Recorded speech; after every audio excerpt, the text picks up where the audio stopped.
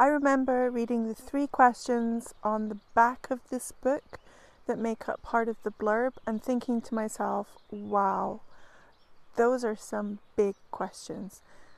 The 3 questions are, what do you do when life is catastrophically interrupted? What does it mean to have a child as your own life fades away? What makes life worth living in the face of death?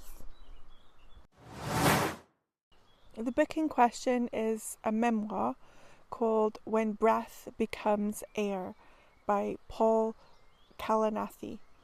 And I say memoir, not autobiography, because Paul Kalanithi is not trying to map out his entire life chronologically.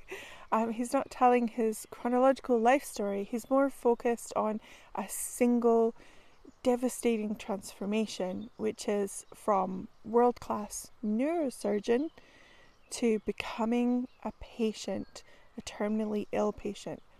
At the time of his diagnosis, Paul was 36 years old and was completing specialist medical training.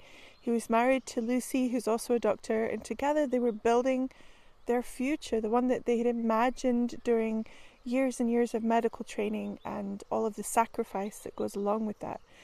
But then Paul was diagnosed with stage 4 cancer, and one of the things that makes the memoir just so emotionally rich is that he lives his life past the diagnosis in a really profound way, and it describes that process.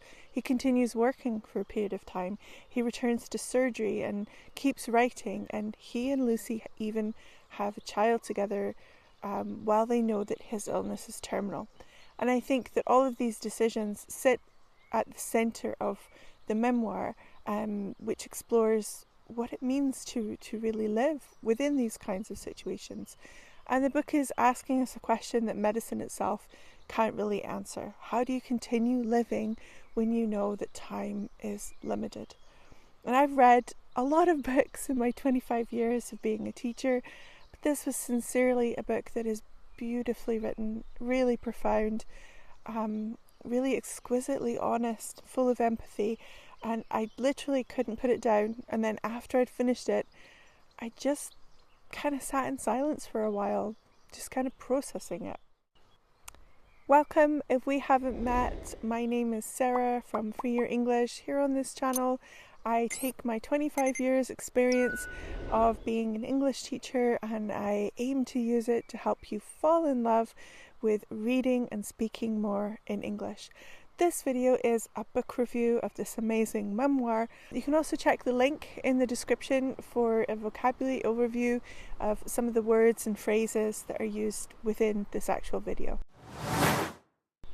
One thing I really found profound, well, there's many things I found profound about the book, but one thing was the way that it was written with a lot of honesty. You know, he's really honest about describing the sacrifices that it takes to be a doctor, the barrage of trauma that medical professionals face, and how all of that tragedy can kind of blind you to the humanness behind it, the human part of the doctor-patient relationship. It's more than just exhaustion, the tiredness of a demanding job. It's the way that your mind kind of deals with all of the bigness of those conversations that doctors are continually having. It is easy to forget that there is effectively a co-writer for this memoir.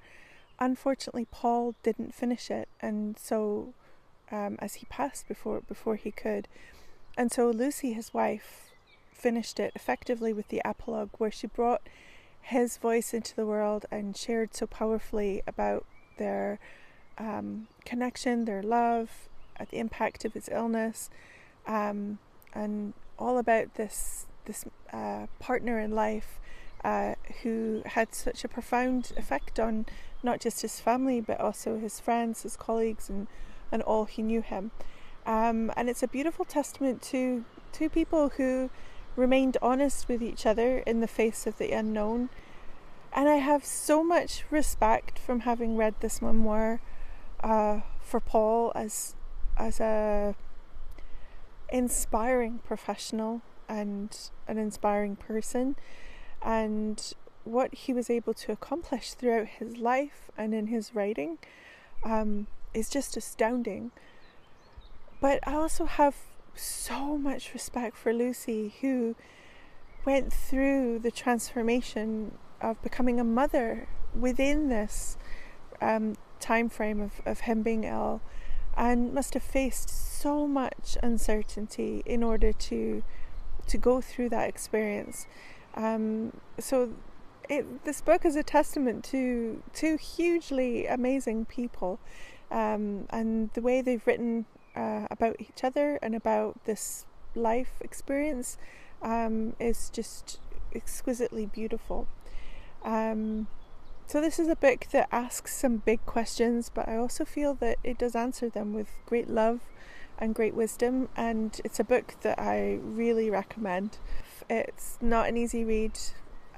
It will stay with you in the best ways, but it's one of those books that I wish all doctors would read, all professionals would read, and but yeah, I can't recommend this book enough. Thanks for watching, and I'll see you in the next one.